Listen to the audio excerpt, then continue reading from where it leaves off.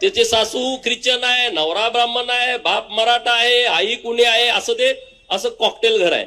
आणि ती लोक आता सगळी इकडं मोर्चामध्ये गोपीचंद पडळकरची आमदारकी गेली पाहिजे. अरे वा मित्रांनो, या देशामध्ये हिंदू समाज हा बहुसंख्य आहे, तरी सुद्धा आपल्याला मोर्चा का काढावा लागतोय? माझे पत्रकार मित्र आहेत, त्यांना प्रश्न पडला. मला तिथं गडबडीत पत्रकार मित्र विचारत होते की सरकार तुमचं आहे, मग तुम्ही मोर्चा का काढताय? हिंदूला मोर्चा काढण्याची वेळ येते कारण हिंदू संविधान मानणार आहे. हिंदू संविधानाच्या चौकटीमध्ये राहून आंदोलन करतो. आता मी भूमिका काय मांडली की आमच्या सांगली जिल्ह्यामध्ये एक आमची हिंदू भगिनी, जिचं लग्न कोरोनाच्या काळामध्ये झालं. कोरोनाच्या काळामध्ये आपल्या सर्वांना माहित आहे लॉकडाऊन होतं. लग्न ठरवण्यासाठी मुलीच्या घरी जाणं येणं बंद होतं.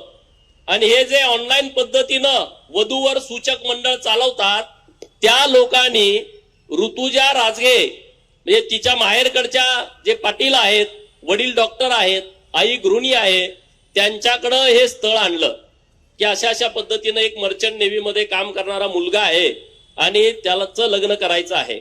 आणि मग ते लग्न झालं. लग्न झाल्याच्या नंतर काय घडलं, महाराजांनी तुम्हाला सांगितलं की एक हिंदू समाजातली मुलगी लग्न झाल्यानंतर जेव्हा सासरी गेली तेव्हा तिच्या लक्षात आलं की यांच्या घरामध्ये देवाराच नाही. म्हणजे देवारा आहे पण देवाऱ्यात साहित्य ठेवलंय. हे काही आपल्या घरात जे आपण आडगडी टाकतो ते सगळं साहित्य देवाऱ्यात टाकलंय आणि देवाऱ्यातले देव या पादऱ्यांनी नदीमध्ये विसर्जित केलेत. देवाला शिव्या देतात. मी लोकांच्याकडून माहिती घेतली, हे तुमच्याकडे आल्यावर काय करतात, हे गोडगोड बोलून घुसतात. डॉक्टर बाबासाहेब आंबेडकर साहेबांच्या संविधानानं धर्म प्रचार करणं गुन्हा नाहीये, परंतु अज्ञानाचा गैरफायदा घेऊन त्यांना आमिष दाखवून त्यांच्यावरती जबरदस्ती करून धर्मांतरण करणं हा 100% गुन्हा आहे. आणि तशा पद्धतीनं या मुलीच्या कुटुंबाची तुम्ही फसवणूक केली. ही हिंदू समाजामध्ये जन्माला आलेली मुलगी, हिंदू पद्धतीनं पूजापाठ करणारी मुलगी, हिंदू धर्माचं काटेकोरपणे पालन करणाऱ्या मुलीचं धर्मांतरण केलेल्या घरामध्ये तुम्ही लग्न लावून देता. ही 100% फसवणूक नाही का? मग त्या पादऱ्याला काय जोड्यानं मारलं पाहिजे का त्याला पुजला पाहिजे? तुम्ही सांगा, काय केलं पाहिजे? हा, जोड्यानं काय नाही म्हणते, जोड्यानं नाही त्याला बुटानं मारला पाहिजे. आणि मी भूमिका काय मांडली की आमच्या ऋतुजाला न्याय द्या. तिची ती आत्महत्या नाही आहे. या पादरीनं, तिच्या सासऱ्यानं, तिच्या सासूनं, तिच्या नवऱ्यानं घडवून आणलेली ही हत्या आहे. कारण तिच्या पोटामध्ये जो गर्भ होता 7 महिन्याचा, आपल्याकडे गर्भसंस्कार केले जाते ज्याला आपण डोवाळे जेवण म्हणतो. डोवाळे जेवण घालायचं म्हणून आईकडं लगबग सुरू होती. तिचा भाऊ आहे, तिची वहिनी आहेत, भावाची मुलं आहेत. तिकडं आनंदी वातावरण होतं की आता आपण डोवाळे जेवण घालायचं.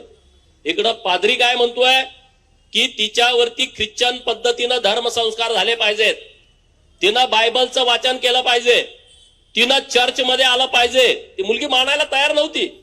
जेव्हा वट पौर्णिमेचा सण आला तेव्हा तिला सासूनं सण करू दिला नाही. जेव्हा घरामध्ये संकष्टीचा दिवस असतो तेव्हा ही उपवास धरायची, तेव्हा हे घरामध्ये मटण आणायचे. एकादशीच्या दिवशी चिकन आणायचे.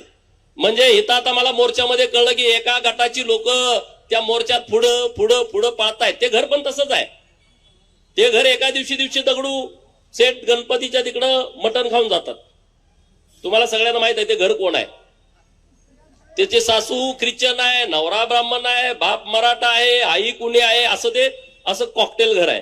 आणि ती लोक आता सगळी इकडं मोर्चामध्ये गोपीचंद पडळकरची आमदारकी गेली पाहिजे. अरे वा, गोपीचंद पडळकरची आमदारकी म्हणजे काय परड्यातला भाजीपाला आहे का? अरे जत मधल्या मायबाप जनतेने मला 40,000 मताच्या फरकाने निवडून विधानसभेमध्ये पाठवलंय. ते तुम्ही सांगण्यामुळे माझी आमदारकी जाऊ शकते का? सांगा, जाऊ शकते का? आणि दुसरं, या मोर्चामध्ये बाबासाहेबांचा फोटो घेऊन हे फिरायला लागले. याचं अतीव दुःख आहे. अरे डॉक्टर बाबासाहेब आंबेडकर साहेबांना मानणारा या देशातला प्रत्येक कार्यकर्ता हे मान्यच करणार नाही. 5 फेब्रुवारी 1938 ला जनता दैनिकामध्ये बाबासाहेबांची एक मुलाखत आलेली आहे आणि बाबासाहेब म्हणतायत की या हिंदुस्थानामध्ये जे ख्रिश्चन आणि मुस्लिमीकरण, जे धर्मांतरण सुरू आहे हे आम्हाला मान्य नाही आहे. या लोकांना, मागासवर्गीय लोकांचं काही पडलेलं नाही. या मशिनऱ्यांना फक्त यांना ख्रिश्चन करायचं आहे आणि मग यांची जबाबदारी नाही. मग त्यांचं राजकीय भवितव्य काय आहे, त्यांचं शैक्षणिक भवितव्य काय आहे, त्यांचा सामाजिक स्तर उंचावणार की नाही उंचावणार, याच्याशी या मशिनऱ्यांना अजिबात देणं घेणं नाही. हे मी म्हणत नाही, हे खुद्द महामानव डॉक्टर बाबासाहेब आंबेडकर साहेब म्हणतायत. आणि मग जे फोटो घेऊन त्या मोर्चामध्ये नाचतायत, एक तर तुम्ही बाबासाहेबांना मानणारे नाही, तुम्ही कोणतरी दुसरे तिसरे लोक आहात. बाबासाहेबांची ही भूमिका होती. बाबासाहेबांना ख्रिश्चन आणि इस्लामीकरण हे भारतामध्ये होणं हे मान्य नव्हतं. ते काय म्हणायचे, यांनी जर धर्मांतरण मोठ्या प्रमाणामध्ये हिंदुस्थानामध्ये केला तर हिंदुस्थानाला धोका पोहोचू शकतो. हे डॉक्टर बाबासाहेब आंबेडकर साहेबांचं वाक्य आहे. आणि त्यामुळं तुम्ही सगळेजण ज्या विचारानं बाबासाहेबांचा फोटो घेऊन त्या मोर्चामध्ये जात आहे आणि म्हणते आम्ही शांती प्रिय आहे, आम्ही प्रार्थना करतो, आम्ही चांगलं. आणि मला तर आता शिव्या शिव्या शिव्या द्यायचं सुरू आहे त्यांचं त्या सगळ्या मोर्चामध्ये. मला काही फरक पडत नाही, मला त्याच्याशी देणं घेणं नाही. पण आज या भूमिकेमुळं महाराष्ट्रामध्ये हे किती पादरी खालीपर्यंत गेले, खेड्यापाड्यामध्ये सुद्धा हजारोचे मोर्चे निघायला लागलेत. या महाराष्ट्रासाठी आणि भारतासाठी अत्यंत विचार करण्याची ही बाब आहे, विचार करण्याची बाब आहे.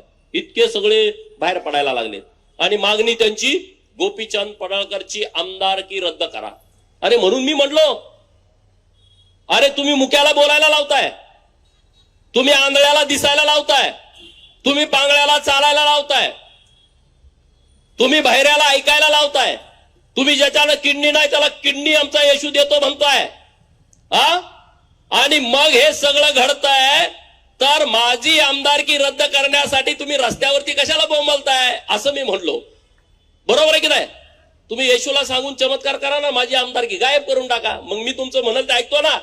ज्यांनी धर्मांतरण केलंय त्यांना पण माझा हा सवाल आहे, ते आपल्याला देवाला बाहेर टाकताना देवाला आपल्या शिव्या देतात की नाही? देवाला तुडवतात. ते पाद्री म्हणतात तुमचा देव आमचं काही करत नाही. जर इथून पुढे देवाच्या बाबतीमध्ये चुकीचा शब्द जर तुम्ही आमच्या काढला तर तुम्हाला आम्ही ठोकणार म्हणजे ठोकणारच.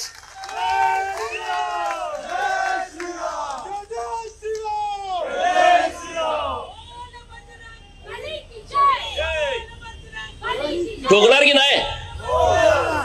अरे आमच्या देवाला शिव्या देत आहे आणि तुमच्याला जर आम्ही काही शिव्या शब्द दिला नाही, आम्ही मुद्द्यावरती आलो. तुम्ही चमत्कार करताय. मी व्हिडिओ बघितले काय काय, ते महिलेला सांगायला होतोय तुम्हाला किडन्या नव्हत्या दोन्ही पण तुमच्या किडन्या आल्या. ती पादरी म्हणतोय. पादरी हा शब्द महाराष्ट्राला आता पहिल्यांदा कळाय. लोकांना वाटलं मी असंच भाषणात पादरी म्हणलोय, त्यांना ही पादरी काय आहे, ही काय भानगड आहे, लोक सर्च करायला लागले महाराज. त्यांना आपण तू पादरा असं त्यांना वाटलं, असं म्हणलोय का काय. पण हा पादरी नवीन लोकांना, आता गाव खेड्यातल्या लोकांना पण कळाला. मला गावावरची लोक म्हणतात अरे पादरी काय नवीनच भानगड आहे. अरे हे म्हटलं भानगड अत्यंत डेंजर आहे.